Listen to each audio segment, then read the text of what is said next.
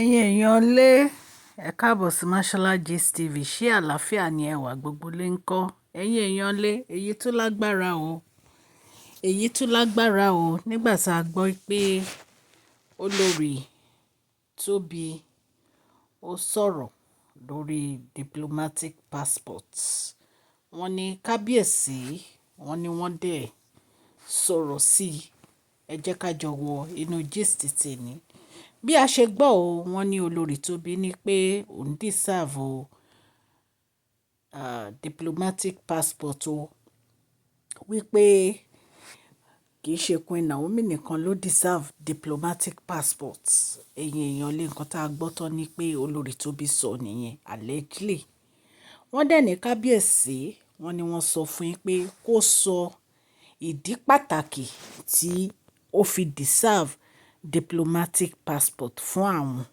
Ẹ̀yin èèyàn lé nǹkan tá a gbọ́ tí wọ́n ní Kabiyesi sọ fún ni. Ẹ jẹ́ ká jọ wọnú gist tèmi. Gist TV ń kí yín, adúpẹ́ àtọpẹ́dá. Mashola Gist TV ń kí yín, Mashola Gist TV ń kí yín o. Ó ní ẹ ṣé o, lọ́wọ́ ọkùnrin, lọ́wọ́ obìnrin, lọ́wọ́ ọmọdé, lọ́wọ́ àgbà, lórí gbogbo bẹ́ẹ̀ ṣe ń comment, tẹ̀ ń like, tẹ̀ ń share. Adúpẹ́ ní ọwọ́ gbogbo yín. Mashola Gist TV ń kí yín. Ẹ̀yin olólùfẹ́ wa, ẹ káàbọ̀ sí Mashola Gist TV. Ṣé àlàáfíà ni ẹ wà? Gbogbo lè ń kọ́. Orúkọ mi ni Mashola, kò yí padà. A máa ń sọ̀rọ̀ nípa celebrity gist, royal gist, politics àti gbogbo nǹkan tó ń ṣẹlẹ̀ ní agbègbè orílẹ̀-èdè bàbá wa ní ilẹ̀ Nàìjíríà. A ń sọ̀rọ̀ nípa celebrity gist, royal gist, politics àti gbogbo nǹkan tó ń ṣẹlẹ̀ ní orílẹ̀-èdè wa. Ẹ̀yin èèyàn lè tẹ́ bá ti subscribe, ẹ tẹ notification bell, kẹ́ ẹ subscribe so that a bá ti post any gist ẹ máa rí. A ń sọ Yorùbá lórí channel yìí nítorí pé a fẹ́ gbàgbé àṣà àti èdè wa. Ẹ̀yin èèyàn lè à ń ṣe advert lọ́lọ́kùn òjọ̀kan lórí channel yìí. Ẹ kàn sí wa ní Mashola Gist TV. Ọlọ́run Elédùmarè á bá mi gọ́wọ́ yín sókè o. Ọlọ́run Elédùmarè á bá mi ran gbogbo yín lọ́wọ́ o. Òkè òkè ni ọlá yín á máa lọ o. Ọlá yín ò ní lọ ìsàlẹ̀ láìláì. Ẹ̀yin èèyàn lé ẹ káàbọ̀ sí Mashola Gist TV. Mo dúpẹ́ lọ́wọ́ yín fún gbogbo bẹ́ẹ̀ ṣe ń comment, tẹ̀ ń like, tẹ̀ ń share, tẹ̀ ń subscribe. Mo dúpẹ́, mo appreciate yín o. Ọlọ́run á bá mi bless ilé àti ọ̀nà yín. Ṣé rí nǹkan tí ò yé mi ò ní pé mi mọ nǹkan tó dé tẹ́lòmíì máa ń fẹ́ràn. Kí ló dé tẹ́lòmíì máa ń fi style fẹ́ràn? Tó o bá fẹ́ sọ̀rọ̀ straight, jẹ́ káwọn èèyàn mọ ibi tó ń lọ. Má pretend.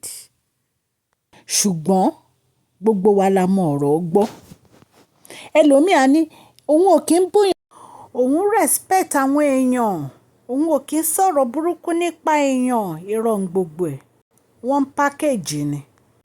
Packaging ló bá dé orí ètò títèmi. Ẹ̀yin èèyàn lé lóòótọ́ Kabiyesi wọ́n ní ìyàwó tó pọ̀. Ṣùgbọ́n ìyàwó tí wọ́n really appreciate gangan tó jẹ́ pé wọ́n nífẹ̀ẹ́ dénúdénú, wọ́n nífẹ̀ẹ́ dọ́kàndọ́kàn, tó bá wọn jìyà, tó bá wọn gbàdúrà, tó ń di ipò wọn mú gẹ́gẹ́ bí ọba, tó jẹ́ pé láti ìgbà tí Kabiyesi ti jọba yẹn, àdúrà ni Queen Naomi ń ṣe. Òun náà ni Queen Naomi, kò sẹ́lòmíì. Ó wá yà wá lẹ́nu nígbà tí àǹtí wa tán ní àwọn fẹ́ o. Àwọn fẹ́ kí Kabiyesi kan bẹ̀rẹ̀ sí process diplomatic passport fún àwọn. Nǹkan tí ò yé mi ni pé ó ṣe jẹ́ pé gbogbo nǹkan tí Queen Naomi bá ti fẹ́, òun lẹ máa ń fẹ́. Nǹkan tí ò yé mi nìyẹn.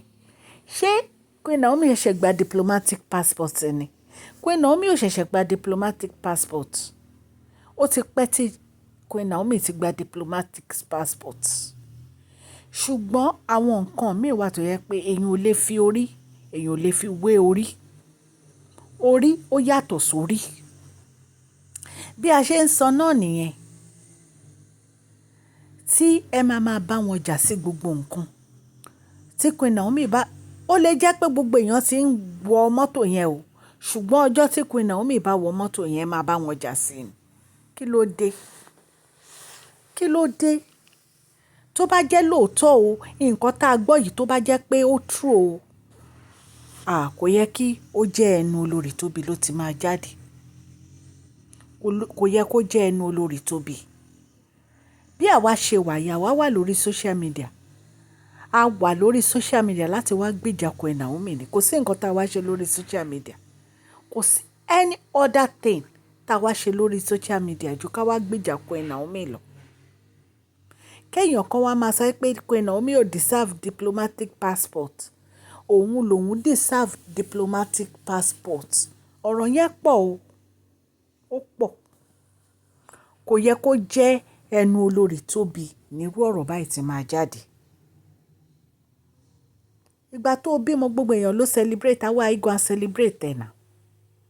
Má fi ọ̀rọ̀ Queen Naomi, má fi sọ̀rọ̀ rárá. Fèsì Kabiyesi tó wá sí palace wá fẹ́. Kí Kabiyesi náà kọ́ dẹ̀ fèsì Queen Naomi.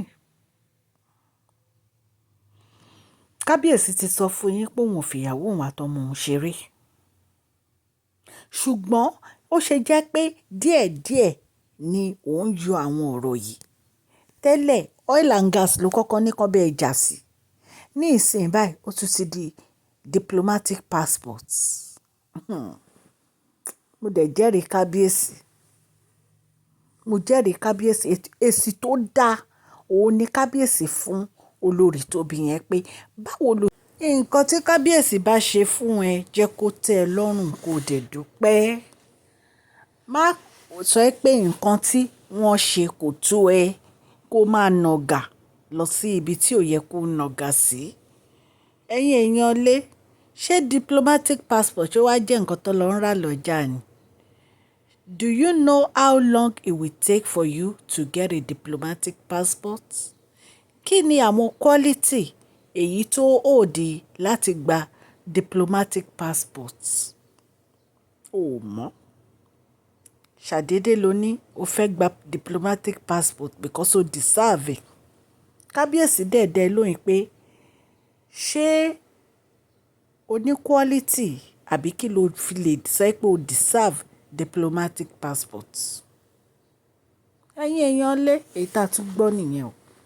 Allegedly o tọ́ ní Olori Tobi sọ o pé òun deserve diplomatic passport. Kabiyesi ní kí Olori Tobi má jẹ́ káwọn bínú o pé kó rọra jókòó síbi tó ń fi sí kó dẹ̀ má mú ẹnu lọ sí ọ̀rọ̀ yẹn mọ́ láíláí. Ẹ̀yin èèyàn lé nǹkan tá a gbọ́ nì tó ní Kabiyesi sọ. Àwọn èèyàn wa wọ́n like packaging. Packaging ti pọ̀ jù. Ọ̀tọ̀ ni ọ̀rọ̀ tán máa fẹ́ sọ, ọ̀tọ̀ ni nǹkan tán máa sọ. Packaging ló bá dé. Ọlọ́run á ran gbogbo wa lọ́wọ́ o. Gbogbo ẹ̀yin ṣẹ̀ ń gbọ́ mi o. Mo dúpẹ́ lọ́wọ́ yín o fún àdúrótì yín lórí channel yìí. Gbogbo bẹ́ẹ̀ ṣe ń subscribe, tẹ̀ ń like, tẹ̀ ń comment. Ọlọ́run Elédùmarè aláàánú á bá mi ṣàánú fún yín. Òkè òkè ni ọlá yín á máa lọ o. Ọlá yín ò ní lọ ìsàlẹ̀ láíláí. Please share this video, like and subscribe. God bless you all.